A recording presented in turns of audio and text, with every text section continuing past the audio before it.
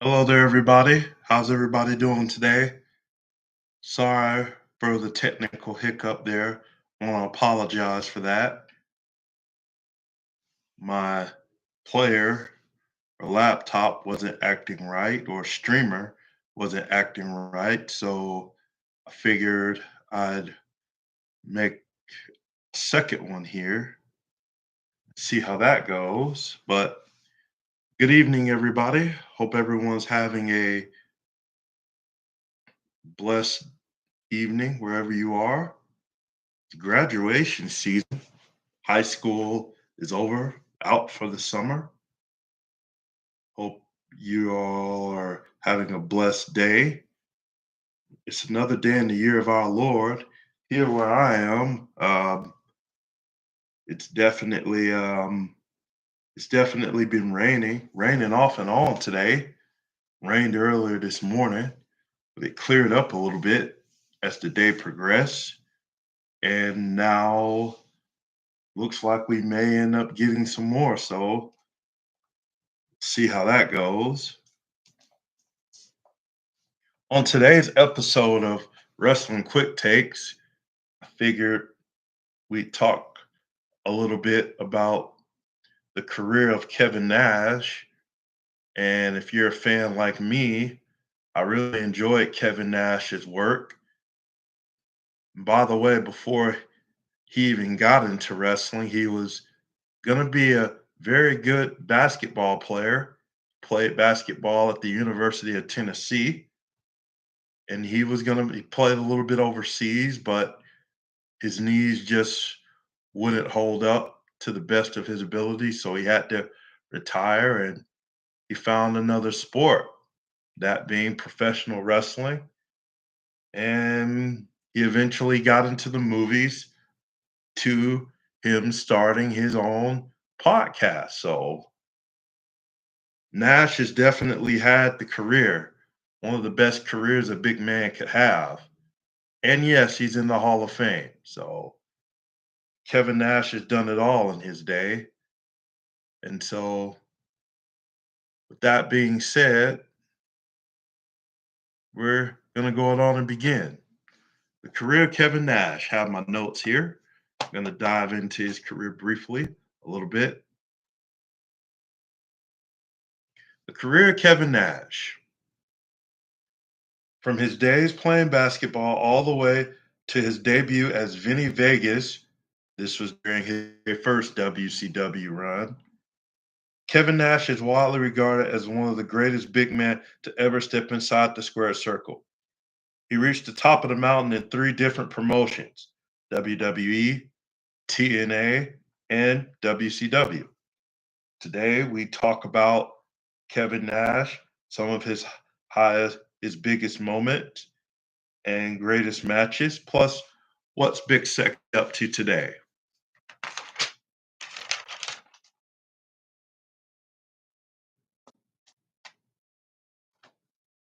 Greatest moments. I picked three: NWO and WCW. This changed the business forever. In May 1996, Kevin Nash returned to WCW. This was his second tenure after he left WWE for an angle that would shake the wrestling world to its core and change things forever. He and Scott Hall, formerly Razor Ramon, debuted for the company as invaders from WWE. They repeatedly promised that they were not alone, and they claimed they would be joined at Bash at the Beach 1996 by a third man. Who who would lead them in taking over WCW? That third man turned out to be, yes, Hulk Hogan. Together, the three of them formed the New World Order and made life a living hell for the WCW superstars for the better part of 2 years. If it wasn't for the NWO, I mean, we would not have gotten you know, Je- well, let me just say this. If it wasn't for the NWO, we wouldn't be where we are today in the wrestling business. You wouldn't have a TNA. You wouldn't have a W a, a AEW, it would just be one business. They definitely revolutionized the business to where it is today. I mean, who would have thought after all those years of wearing the red and yellow, Hulk Hogan would turn heel? I mean, that was clearly one of the more shocking moments in all of pro wrestling. I would have been 6 years old, by the way. So I'm just I'm just throwing that out there. But I mean, you wouldn't have the creation of TNA in 2002. None of this, and you definitely wouldn't have the Monday Night Wars had it not been for the NWO. I mean, that's how strong and how potent the NWO was. And by the way, they would go on to recruit more members. Scott Norton, Ted DiBiase, Six. I mean, the $1 million man, Ted DiBiase, IRS man, Apocalypse, Reese. Well, not Reese, but Horace. I mean, you name it, they did it.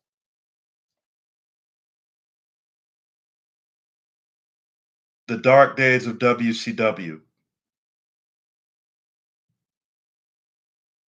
To say that Nash's first stint in WCW was a disaster would be like saying Trish Stratus was only moderately attractive. Oh God. As Oz, he was ripped off right out of the classic film The Wizard of Oz, which Ted Turner had purchased the rights to air on his networks. It was an awful gimmick. It was an awful gimmick whose shelf life proved incredibly short. Vinny Vegas was next up for Nash, and it was a dated gimmick whose lack of success was never in question. So this was during his first term, and this arguably was one of his worst moments, by the way. His work This was during his first stint in WCW in the early 90s. Vinny Vegas, Oz, clearly WWE was the better product, although their characters were cartoonish at the time. It was clearly the better product. WCW wasn't selling out. I mean, WCW wasn't drawing those big numbers. I mean, Vinny Vegas did them no favors whatsoever. I mean, and by the way, he would leave WCW to go to WWE and become Shawn Michaels' bodyguard. And from there, it just didn't live up to expectations.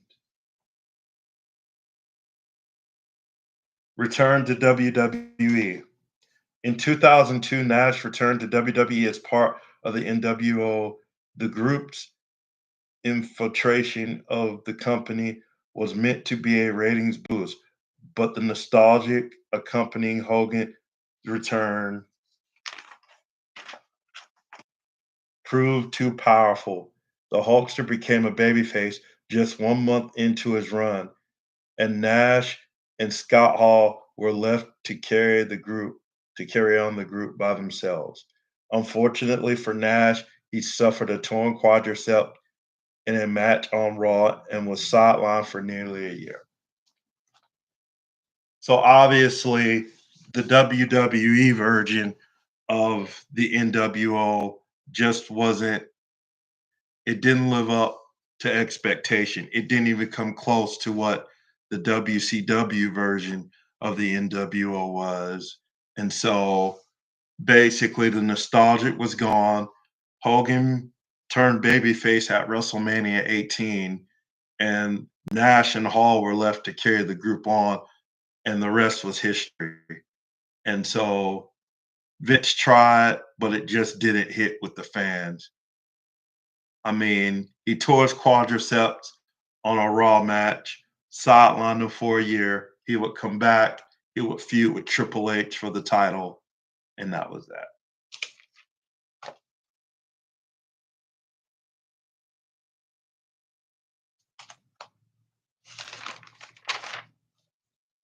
Nash's greatest matches: Diesel versus Bret Hart, WWE Championship 1995, Royal Rumble.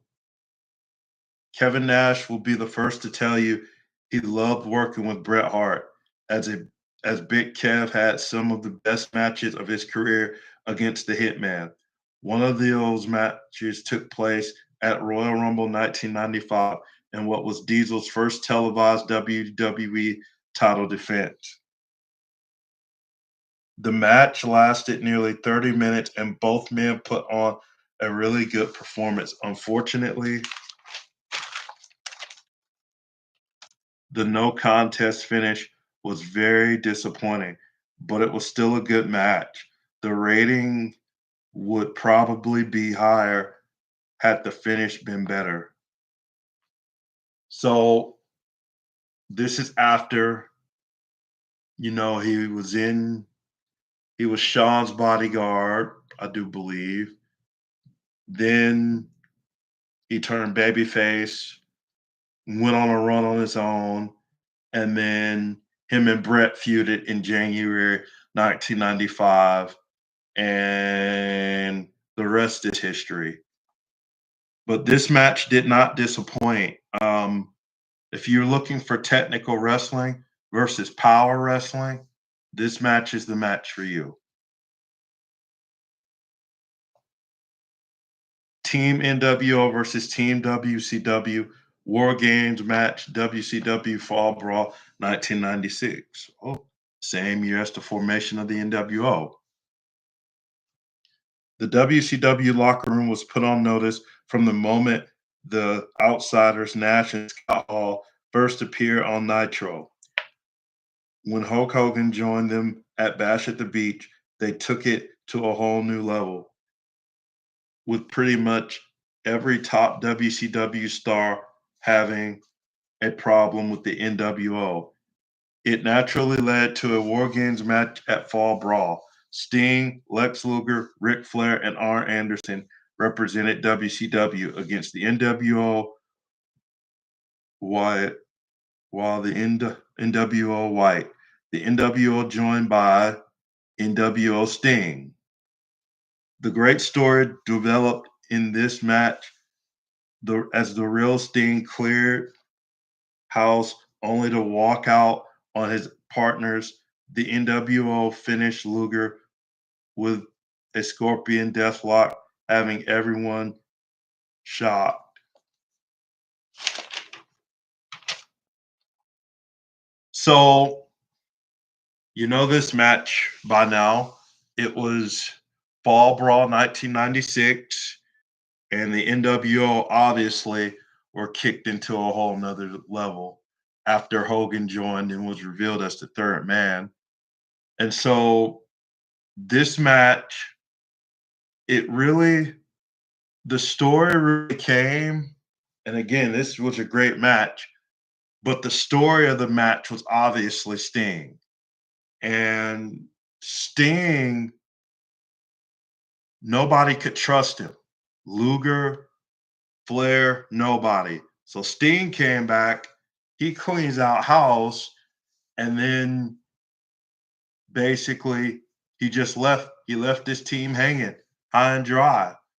And as many of you know, that was the beginning of the Crow Sting back in the day, which I thought is still one of the greatest characters in all of wrestling. And so from there, I mean, the rest is history. I mean, the NWO will go on to win, and boom.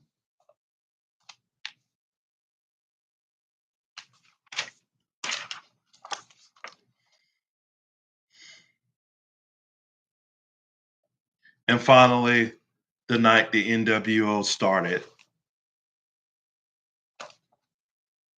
NWO versus Sting, Randy Savage, and Lex Luger, WCW Bash at the Beach 1996. This was never supposed to be a wrestling classic, as you could see in the table above. Well, yeah, from it. However, that didn't stop it from being an epic main event match. The Outsiders had promised a third man would join them at Bash at the Beach, and everyone was excited to see what would happen. To say this match delivered would be a massive understatement. Nobody could believe believe it when Hulk Hogan, the biggest babyface in wrestling history, revealed he was the third man. NWO was born on that night, and as they say, the rest is history. Yeah, not much to talk about there. The NWO was born.